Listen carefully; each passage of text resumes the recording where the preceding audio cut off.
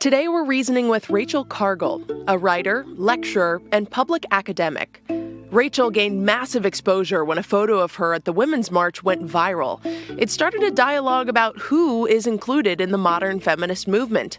To her over 300,000 followers on Instagram, she's known as someone who doesn't shy away from tough conversations about womanhood, blackness, and racism. Conversations that often make some people feel uncomfortable.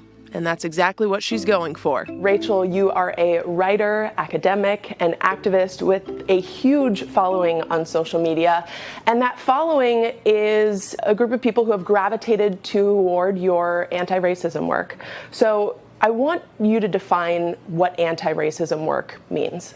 Yeah, mostly anti-racism work centers around the term anti and looking at the racism that we experience in the world, what we see every day in our work, our businesses, our schools, and making the decision to be actively anti-racist instead of just saying, I'm not racist. So I feel like it should be a given for just all people to not accept racism and to, try to incorporate anti-racism actions in their everyday life. But you've chosen to make this your career. When did you make that decision and why?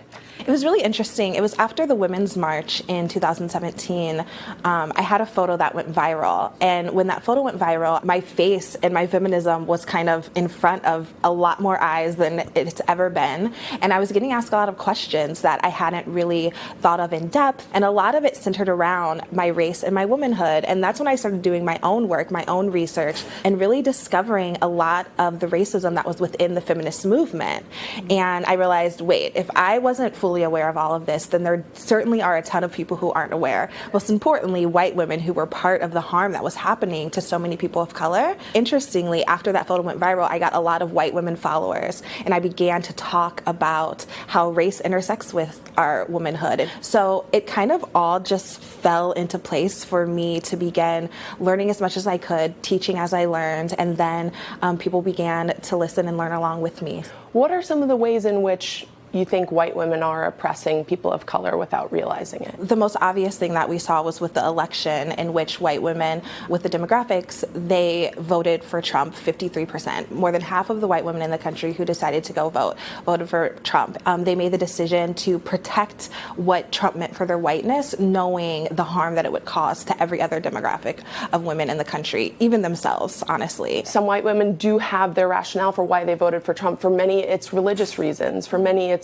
pro-life is something that they're very passionate about. One woman that I'm thinking in particular is a single mother who has a daughter with a medical condition. She voted for Trump because she thought that that would be the most beneficial thing for her family financially.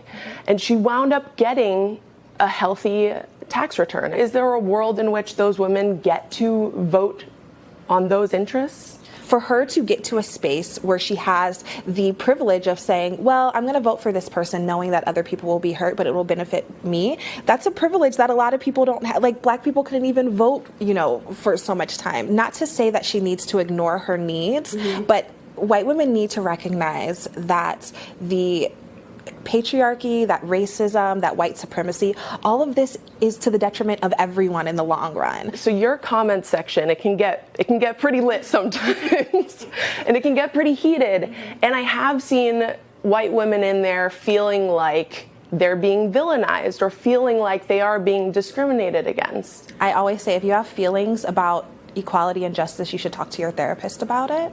Like, we're not dealing with feelings, we're dealing with factual, historical situations that need to be rectified for literally the livelihood of people of color.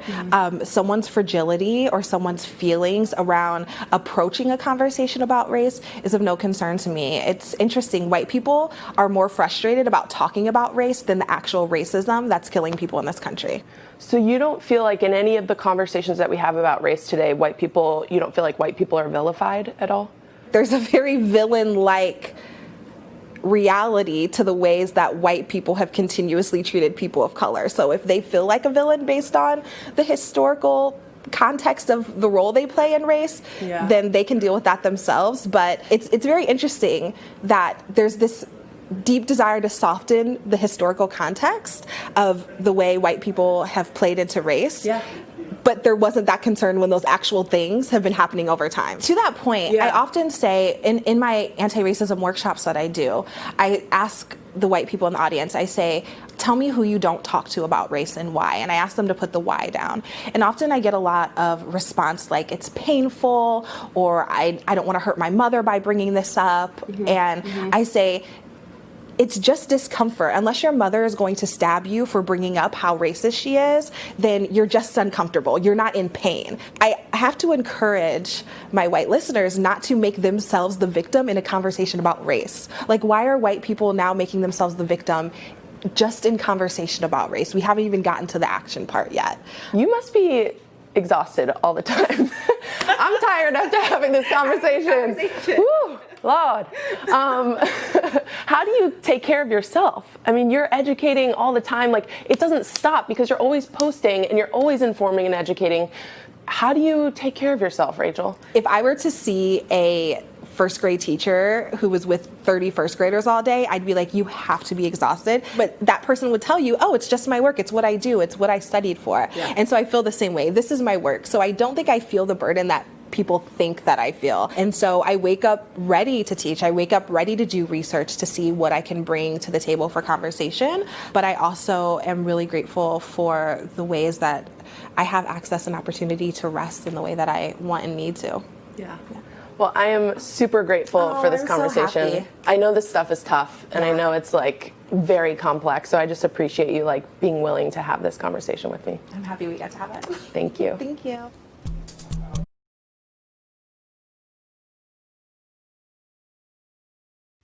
Hey, NBC News viewers, thanks for checking out our YouTube channel. Subscribe by clicking on that button down here, and click on any of the videos over here to watch the latest interviews, show highlights, and digital exclusives.